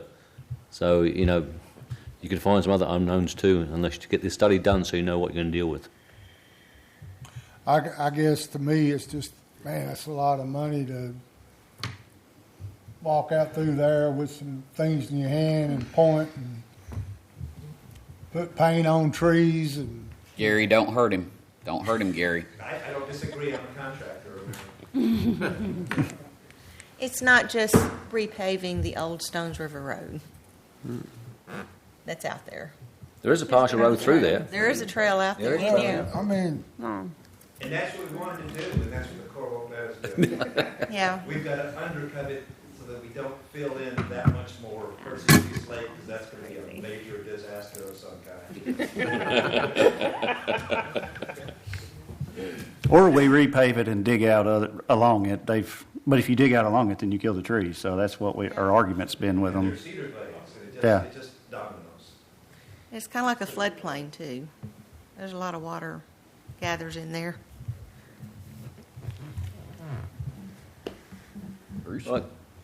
Any other comments before we go to the discussion about the compensation study? And I'm going to turn this over to Andrew, whether he's prepared for it or not. Wake up, Andrew. It's your turn. Let me ask real quick. Does anybody need to go to the restroom first? Yes. Can we stand up for a minute? Let's give back 5 minutes. Yeah. We just need to stand. I saw it out of the corner of my If I was wrong or it wasn't on there, I'd be all right. But. Okay, we are back, and Andrew's going to take us through his comp study. We're actually going to tag team it, so I'm going to talk about it briefly, and then if you have questions, we'll decide who gets to answer the questions. The 2-page sheet that's in front of you, the first one has blue and purple and green on it. The other night, y'all had asked for 2 different scenarios, basically, when it came to the pay study. The first one was a 6% increase in July and a 3% increase in January if we're able to fund the second portion of it. And these are the numbers that we got back. So the total cost for doing it this way is $3,026,000 in change. If you split that up between the different funds, I'm looking at the grand total right now. It's $2.69 million for general fund, $50,000 for stormwater, and $282,000 for water and sewer. Of that, the July increase, the portion for general fund would be $2,014,000, stormwater would be $32,000, and water sewer would be $205,000. For a grand total of $2.25 million. And then, of course, your January increase would be the difference there between the two. The other scenario that was requested is on the second page of this document that's in light blue. And this was just to do a 3% increase. And then, so if we did just the 3%, your general fund total is $1.65 million.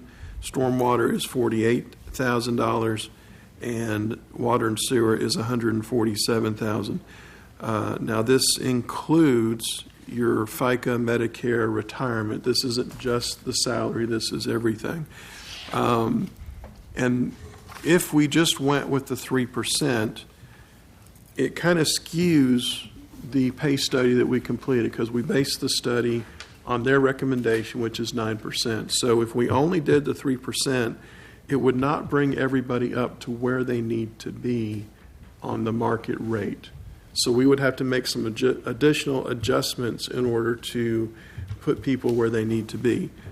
In theory, with the 6 and 3 proposal, you're still getting to the 9% if you implement both changes. It's just you're not doing it at once. You're doing, partial in July and partial in January. Again, depending on the revenues and how they're going. One concern that I have about doing the 6 and 3 is in order to determine if our funds are going to be there for the second round in January, we're only going to have about 3 months worth of data for our revenues to make that determination if we can start the process to do the budget amendments to fund the second portion. And that's not a lot of information to go on when we still have 9 more months in the year with revenues. So that's just a concern. We will still need to look at some of these numbers and make sure that these are accurate.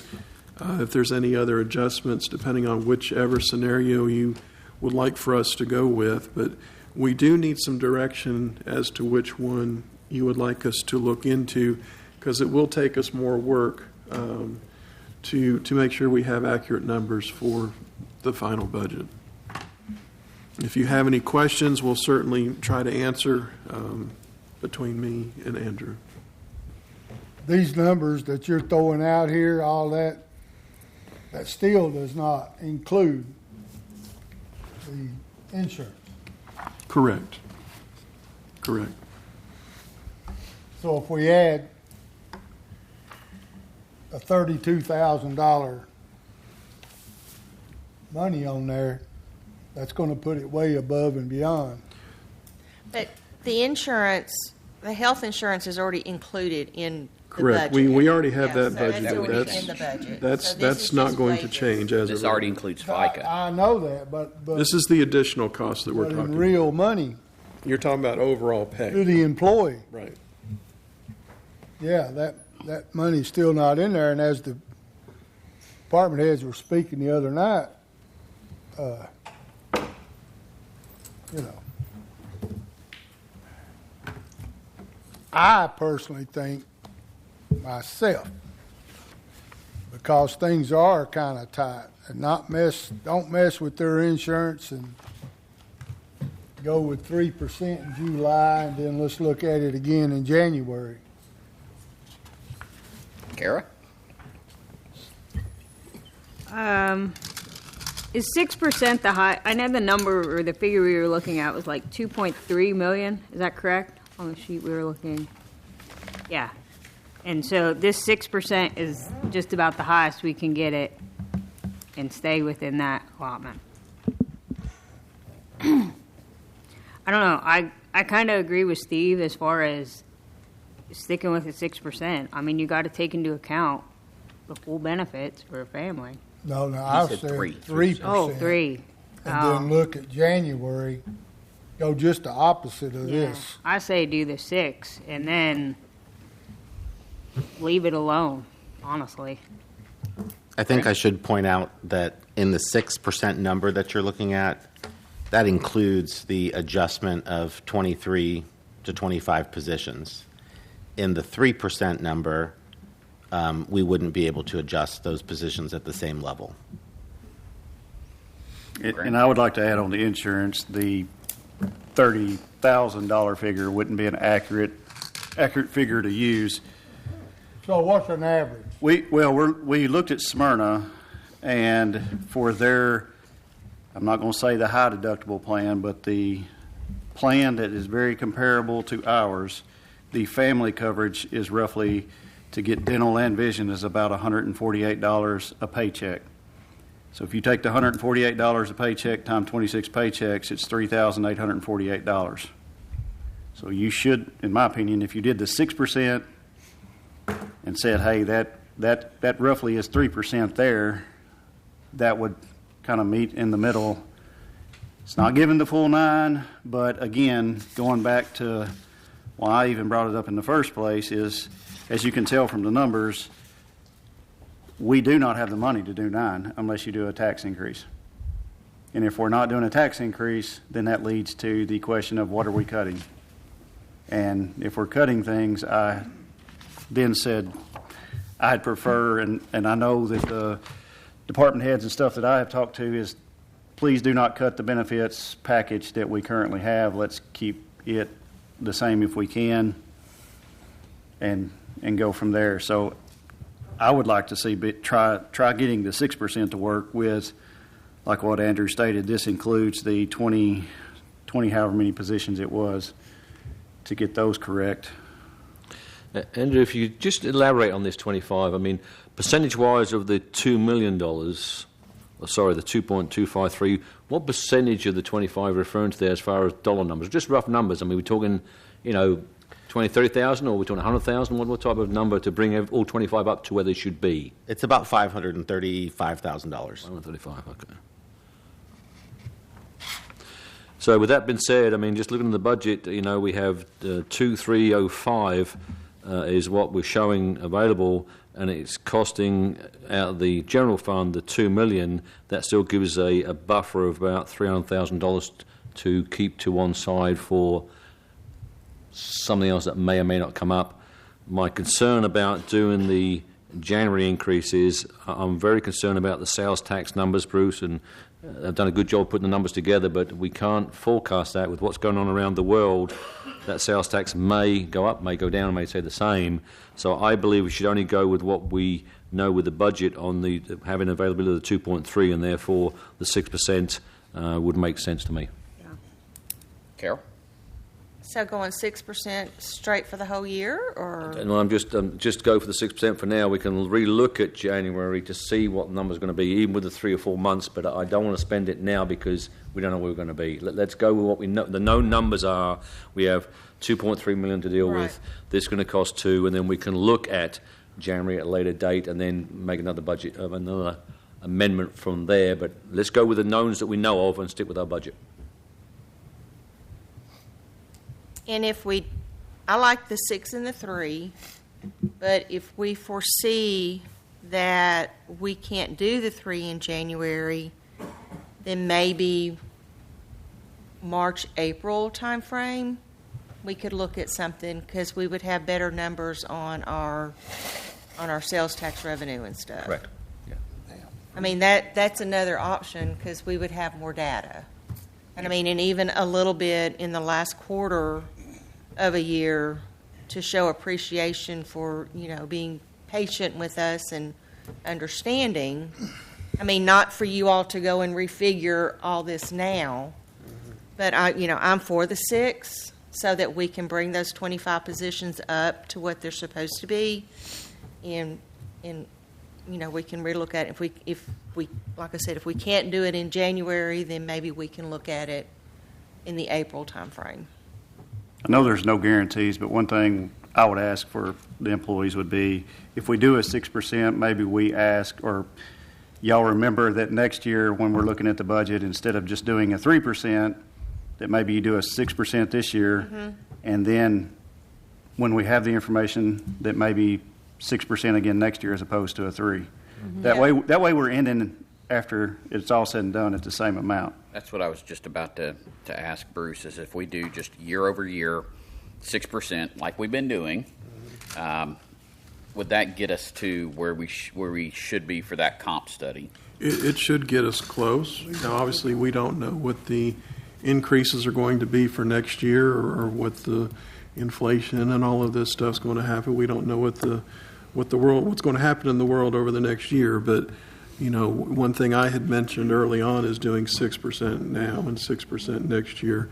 But we'll have to look at that as we get closer to next year to see if that's good or bad, or if we have to come up with some other, proposal. Andrew? Mayor, can I just point out that if you take a look at the first sheet, the one that's got all the colors on it, if you look at the very first column, the current structure market index, right? Big words, but that's basically saying of where all the municipalities kind of shoot to be, this is where we sit by department based on that goal. So you want to be as close to 100% as possible, okay? You can see the areas there. In the last column, you see with the 6% adjustment where the final structure market index, and you can see how many departments increase closer to 100% of the market index, meaning that those departments are more competitive with our surrounding areas. Collectively, we move from 89.3% to 100.2%. In just basic comp rules, that's a bullseye, right? Because you hit 100%. Some of your departments are going to be slightly over, and some of them are going to be slightly under, but you don't have a single department that is below 90%, which is your threshold. And that number at the end of the structure is looking solely at just the 6%. It's not looking at the 6 and the 3. That's the full 9. Yeah, that's the 6. Full and 9. Full 9. So yeah, that end column is the full 9. That's not just 6. Yeah, so it's close, but we will be close, but not there. We can get the exact numbers for a 6 and see where that puts us and get that information out to you. So and mind you, a lot of things can change, especially between now and November and next year's budget, but I would say that my personal preference would be to, considering all the factors with the budget, go ahead and do the 6% this year and plan on doing a 6% next year, as much as we can plan for that. We will work on those numbers. And question, Madge, would it also not be, it will be prudent upon us to look at getting everyone to 100%? Well, we need to find out where everyone is. We know that the streets probably needs the most attention looking at it because they're the lowest at 92, even if we did all 9. So we know they're still going to be the lowest. But Andrew and Bruce said that they would get that updated percentages to us. One thing to keep in mind, that 100% market rate is step 6 on our pay scale. Mm-hmm.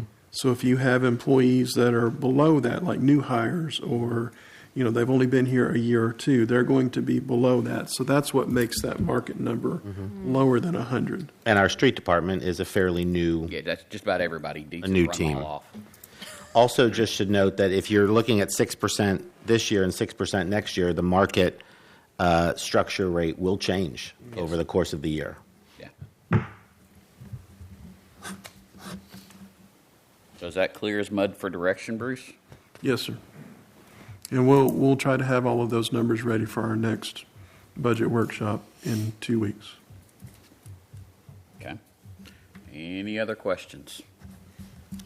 In 2 weeks, we'll be looking at nonprofits. Yes, and we will email you out the list of nonprofits that we have received, and if you want any of them to be here for that workshop, let us know so we can invite them to come and present, and we'll get those out here in a couple days, hopefully. For next year's budget, I would also move to have all the spreadsheets on the same sheet, same size sheets of paper. We hope to be using the software next year that we'd hoped to use this year, but the cybersecurity thing kind of threw a big monkey wrench into the whole process. And then let me finish. And number 2 is to make sure it's all readable. I understand. The bigger text as you can get it. I understand. Hey, you want to borrow my glass? No. I'm just everyone else out there squinting too. So I'm just want to, when Steve's down, they're still looking at it. So it's just a small request. I understand. Not everybody's We should have 40. iPads next year. Or I don't know. laptops. I don't know. We'll have to figure that out. PC's got some really nice laptops. Depends on the budget. Bruce, y'all got anything else for tonight? I do not. Kyle, do you have anything else? Okay, we will reconvene on the 27th.